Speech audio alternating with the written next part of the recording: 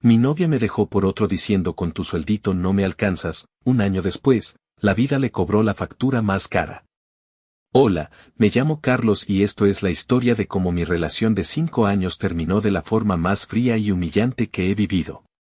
Y también es la historia de cómo, sin buscarlo, la vida se encargó de poner a cada quien en su lugar. Nunca pensé que llegaría el día en que tendría que sentarme a escribir esto, pero aquí estoy, con un café en la mano y una tranquilidad en el pecho que no cambiaba por nada del mundo. Hace un año, si me hubieran dicho que iba a estar así, me habría reído. O peor, me habría puesto a llorar, porque en ese entonces lloraba por todo. Para entender esta historia, tengo que empezar por el principio.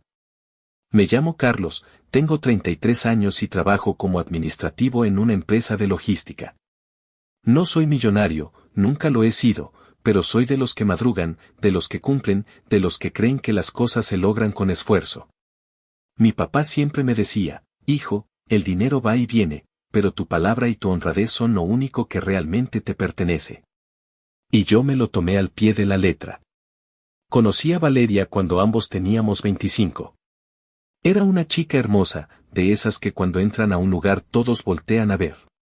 Tenía el pelo largo y negro, una sonrisa amplia y una personalidad arrolladora.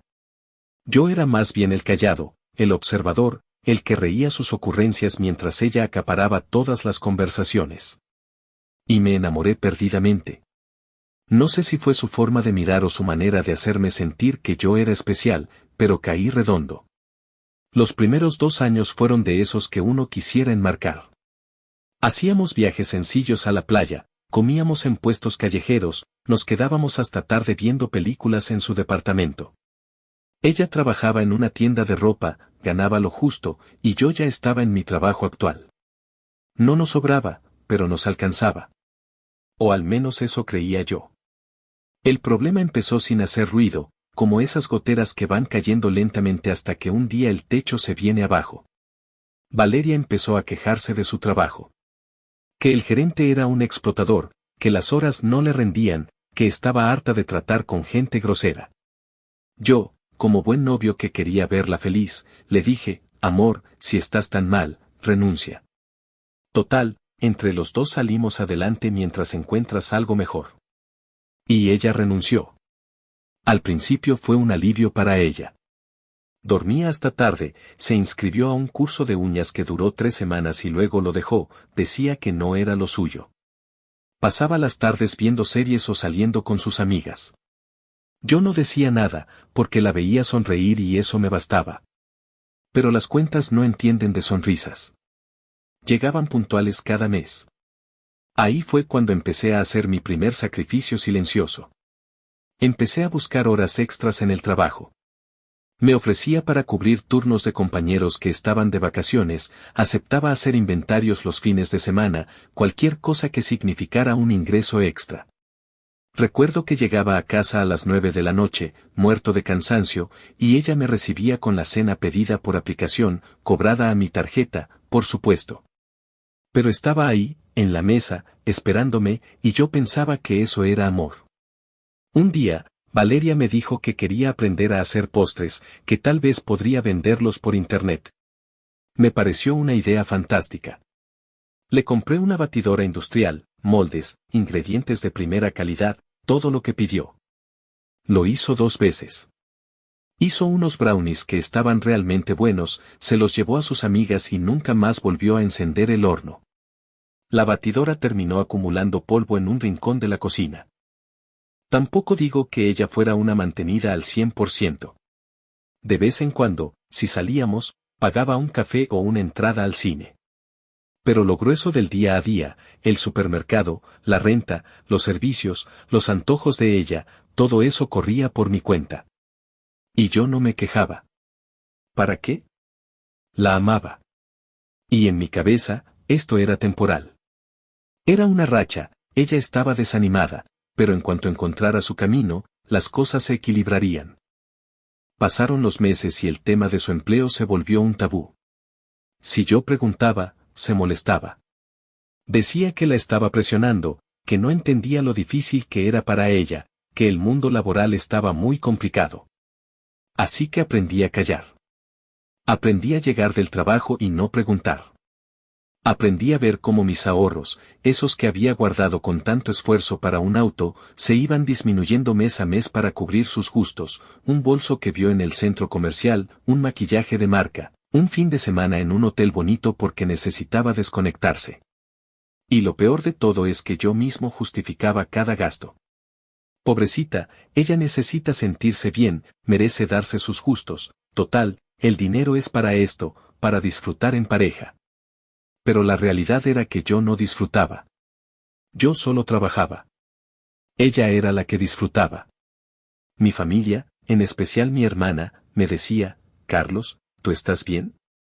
Porque te veo siempre cansado y ella ahí, publicando fotos en el café de moda. Yo me defendía.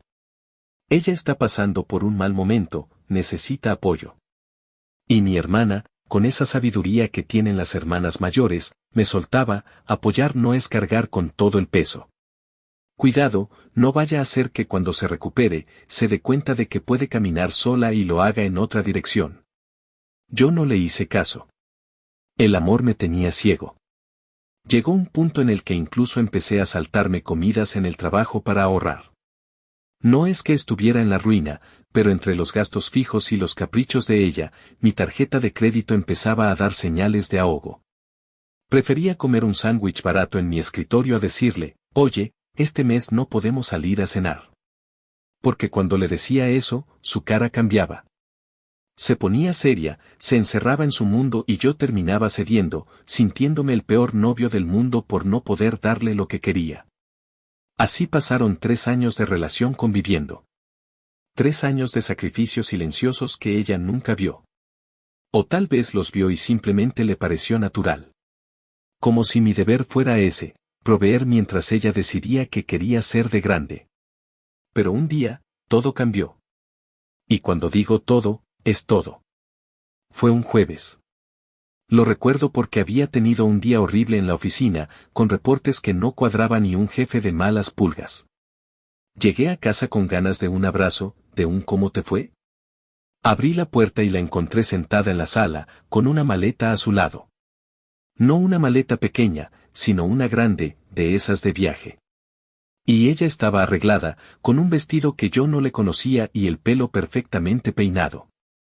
Antes de que yo pudiera decir hola, ella soltó lo que parecía un discurso ensayado. Carlos, tenemos que hablar. Y quiero que seas directo y que no hagas esto más difícil. Me quedé parado en la entrada, con las llaves aún en la mano. Sentí un vacío en el estómago, de esos que te avisan que algo malo va a pasar. ¿Qué pasa, Vale? ¿Te pasa algo? Sí, me pasa algo, dijo, y su tono era tan frío que parecía estar hablando con un desconocido. Me pasa que he conocido a alguien. Alguien que sí puede darme lo que merezco. Las palabras me golpearon como un puñetazo. Pero ella no se detuvo. Se llama Javier. Es ejecutivo de cuentas en una empresa importante. Tiene un auto último modelo, viaja seguido y sabe cómo tratar a una mujer. Y lo más importante, Carlos, tiene la capacidad de mantenerme. Porque seamos honestos, con tu sueldito de administrativo y tus horas extras, nunca vas a poder darme la vida que yo quiero. Quise hablar, pero mi garganta estaba cerrada. Sentí que las piernas no me sostenían. Apoyé una mano en la pared para no caerme. Pero, ¿cómo? ¿De qué hablas? Todo este tiempo, yo he dado todo por ti. Te he apoyado, he trabajado. Apoyado, me interrumpió con una risa amarga. ¿Llamas apoyo a llegar muerto del trabajo y no tener energía para salir conmigo? ¿A quejarte cuando quiero comprarme algo bonito? Tú no tienes la capacidad de estar con una mujer como yo, Carlos. Tú eres un buen tipo, pero eres conformista. Y yo no me conformo. Cada palabra era un cuchillo. No podía creer lo que estaba escuchando. Esta mujer, a la que había mantenido durante años, a la que le había pagado cursos que abandonó, caprichos, viajes, cenas, esta mujer me estaba diciendo que yo era un conformista. ¿Y este Javier?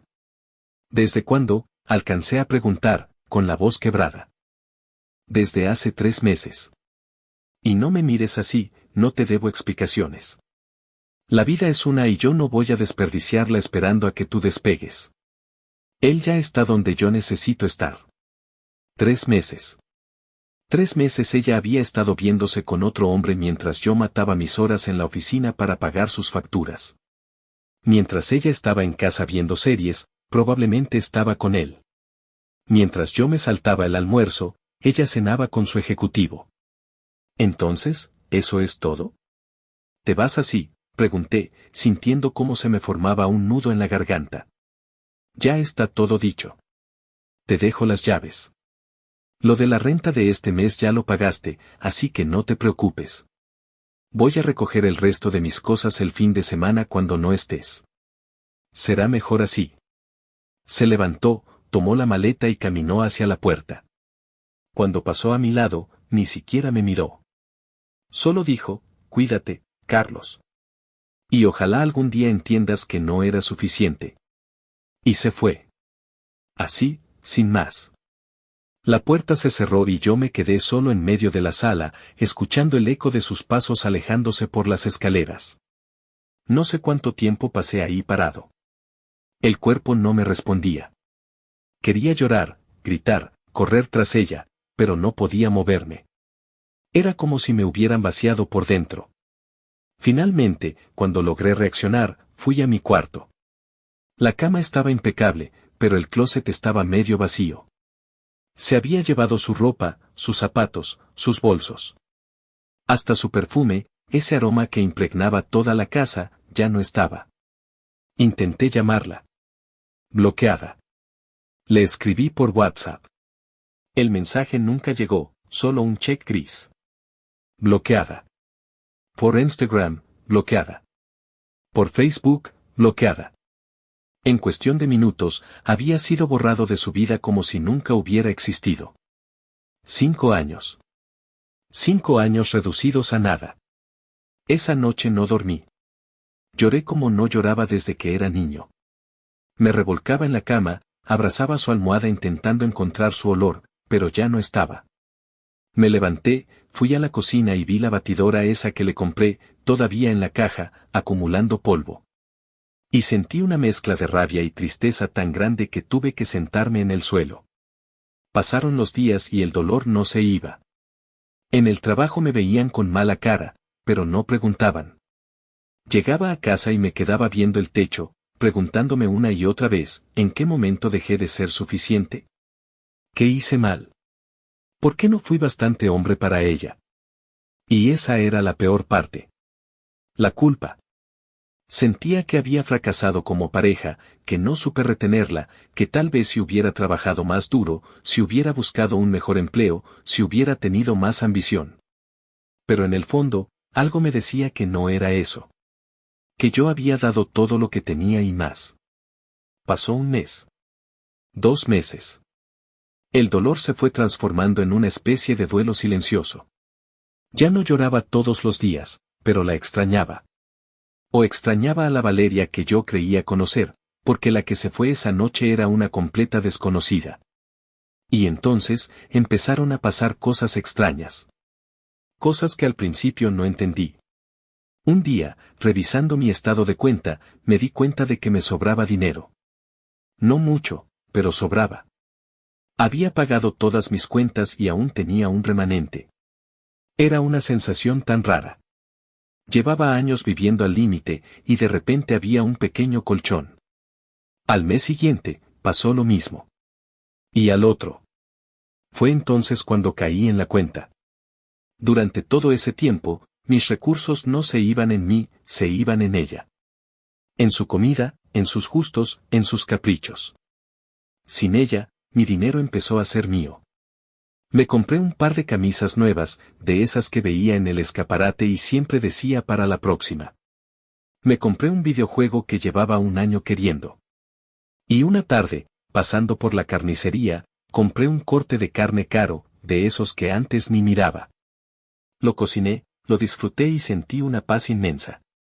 Era un lujo pequeño, pero era mío. Me lo había ganado yo y nadie me lo reclamaba. Poco a poco, empecé a reconstruir mi vida. No fue fácil, hubo recaídas, noches de insomnio, momentos en los que revisaba el teléfono esperando un mensaje de ella que nunca llegaba. Pero también hubo descubrimientos. Descubrí que podía salir con mis amigos sin tener que estar mirando el reloj. Descubrí que podía ahorrar. Descubrí que podía llegar del trabajo y no tener que rendirle cuentas a nadie. A los 6 meses, tenía un colchón de ahorros respetable. A los 8, me compré un auto. No era un lujo, era un usado en buen estado, pero era mío. Lo pagué al contado con lo que había ahorrado. Manejaba por las calles y pensaba, todo este tiempo estuve trabajando para ella y ni siquiera lo notaba. Empecé a ir al gimnasio, a retomar viejas amistades que había descuidado. La vida comenzó a sonreírme de una manera que no esperaba. Y lo mejor de todo es que no lo hacía por demostrarle nada a nadie, lo hacía por mí. Un día, mi hermana me dijo, Carlos, estás irreconocible. Y lo digo en el buen sentido. Ya no tienes esa cara de perro apaleado. Y tenía razón. La tristeza había dado paso a una tranquilidad extraña. No era felicidad eufórica, era paz. Una paz que no sentía desde antes de conocerla. Pasó un año exacto desde aquel jueves de la maleta. Yo estaba en el supermercado, haciendo la compra de la semana. Iba tranquilo, con mi carrito, eligiendo las verduras con calma. Y entonces, en el pasillo de los lácteos, la vi. Al principio no la reconocí. Iba con el uniforme del supermercado, ese chaleco verde que usan los empleados. Tenía el pelo recogido en una coleta descuidada y la cara era lo que más me chocó. Estaba delgada, muy delgada, con ojeras profundas y una expresión de cansancio eterno. Sus ojos habían perdido ese brillo arrogante que tenían. Ahora miraban al suelo, como con vergüenza. Ella estaba reponiendo yogures. Movía las cajas con lentitud, como si cada movimiento le costara un esfuerzo enorme. Yo me quedé paralizado, con el carrito a medio pasillo. Y en ese momento, ella levantó la vista y me vio. El reconocimiento en su cara fue instantáneo. Primero un sobresalto, luego un intento de sonrisa, y finalmente una expresión de vergüenza tan profunda que casi me dio pena. Casi. Carlos, dijo, y su voz ya no era aquella voz segura y desdeñosa. Era una voz pequeña, temblorosa. Valeria, respondí, con un tono neutro que ni yo mismo sabía que podía lograr. Se acercó, mirando a los lados como si temiera que alguien la viera. ¿Cómo estás? Hace mucho. Bien. Estoy bien, dije, y era cierto. Ella bajó la mirada y jugueteó con el borde del chaleco. Te ves muy bien, Carlos. Diferente. No supe qué decir. Un silencio incómodo se instaló entre nosotros. Y entonces, como si un dique se hubiera roto, ella empezó a hablar. Carlos, yo necesito decirte algo. Lo que te hice, no tienes idea de cuánto me arrepiento. Ese tipo, Javier, resultó ser un maldito. Me prometió el mundo y a los 3 meses me dejó tirada en su departamento cuando se cansó de mí. Me dijo que yo era una interesada, que solo quería su dinero. Y lo peor es que tenía razón. Eso es lo que era. Una interesada. Las lágrimas comenzaron a rodar por sus mejillas. Las personas pasaban a nuestro lado, ajenas al drama que se vivía en el pasillo de los lácteos. Después de eso, no pude encontrar trabajo en nada bueno. Mi currículum tiene un hueco enorme y nadie quiere contratarme. Vivo con mi prima en un cuarto diminuto y trabajo aquí, de repositora, apenas saco para mis cosas. Y cada noche, cada maldita noche, pienso en ti. En cómo te traté. En las cosas que te dije. En cómo me fui como una perra, sin mirar atrás. Y me doy cuenta de que tú eras lo mejor que me pasó en la vida. Hizo una pausa, secándose las lágrimas con la manga del uniforme. Carlos, yo sé que no merezco nada, pero, ¿podrías perdonarme? No te pido que volvamos, no te pido nada. Solo necesito que sepas que lo lamento. Que cada palabra que te dije esa noche era mentira. Tú eras suficiente. Tú siempre fuiste más que suficiente. Yo era la que no valía nada. Me quedé mirándola. 5 años atrás, esas palabras habrían significado el mundo para mí. Habría llorado con ella, la habría abrazado, le habría dicho que todo estaría bien. Pero ahora solo sentía una calma extraña. Como si estuviera viendo la escena desde afuera. Valeria, dije, con voz pausada, no tienes que pedirme perdón. De verdad. Todo eso quedó atrás hace mucho tiempo. Ella levantó la vista, con una chispa de esperanza en los ojos. Entonces, ¿me perdonas? Te perdono. Por mí mismo, para no cargar con rencores. Pero eso es todo. Su cara cambió. La esperanza se transformó en súplica. Carlos, ¿podríamos hablar? ¿Tomar un café algún día? Me encantaría intentarlo de nuevo. Ahora sé lo que vales. Ahora sé lo que perdí. Suspiré. Y en ese suspiro viajaron todos los meses de dolor, todas las noches de llanto, todas las comidas saltadas, todos los sacrificios silenciosos. No, Valeria. Mi vida está mejor sin ti. Las palabras salieron solas, sin rencor, sin ira. Solo con una verdad absoluta. Que te haya ido mal con ese tipo no es mi problema. No me busques, no me escribas. Esto es todo. Esto es lo último. Ella abrió la boca para decir algo, pero yo ya había dado la vuelta con el carrito. Me alejé por el pasillo, sintiendo su mirada clavada en mi espalda. Pero no me detuve. Llegué a la caja, pagué mis cosas y salí del supermercado sin mirar atrás. El aire de la calle me supo a libertad. Pensé que ahí terminaba todo. Pero no a los 2 días, empecé a recibir mensajes de números desconocidos. Hola Carlos, soy Valeria. Por favor, necesito hablar contigo. Sé que me rechazaste, pero no puedo dejar de pensar en ti. Carlos, ¿podemos vernos? Una última vez, te lo prometo. Te extraño. Extraño lo que teníamos. Fuiste el único que realmente me quiso. Mensaje tras mensaje. Algunos tiernos, otros desesperados, otros directamente patéticos. Yo los leía y sentía, nada. Bueno, quizá un poco de lástima. Pero también una certeza, si respondía, si volvía a abrir esa puerta, todo el progreso que había hecho se vendría abajo. Así que tomé la decisión más drástica. Fui a mi compañía de teléfono y cambié mi número. Lo notifiqué a mis amigos, a mi familia, a mi trabajo. Y desde ese día, no he vuelto a saber de ella. A veces me pregunto si estará bien. Otras veces, ni siquiera eso. La vida sigue y yo he aprendido a vivirla. Hoy, 1 año y medio después de aquella ruptura, puedo decir que estoy en el mejor momento de mi vida. Tengo un auto, tengo ahorros, tengo amigos que me aprecian. Y lo más importante, tengo paz. Ya no ando con la angustia de si alcanzará, de si ella estará contenta, de si mis sacrificios son suficientes. Aprendí una lección que duele, pero que agradezco. Amar no es darlo todo hasta vaciarte. Amar no es sacrificarte en silencio mientras el otro solo recibe. Amar es compartir, es construir juntos, es que los dos remen para el mismo lado, no que uno reme y el otro disfrute del paseo. Me cansé de ser el soporte silencioso mientras mis propios límites se borraban. Me cansé de justificar lo injustificable. Y aprendí que no siempre es necesario cerrar una puerta con palabras. A veces, el silencio y la distancia son suficientes. A veces, la mejor venganza no es el odio, sino la indiferencia. No es hacerles daño, sino demostrarles, sin querer, que sin ellos estás mejor. Que su ausencia fue, en realidad, un regalo disfrazado. Valeria buscaba a un hombre con dinero. Hoy, la vida la puso detrás de un mostrador, reponiendo yogures. Yo, el del sueldito, como ella decía, hoy vivo tranquilo, con lo mío, sin deberle nada a nadie.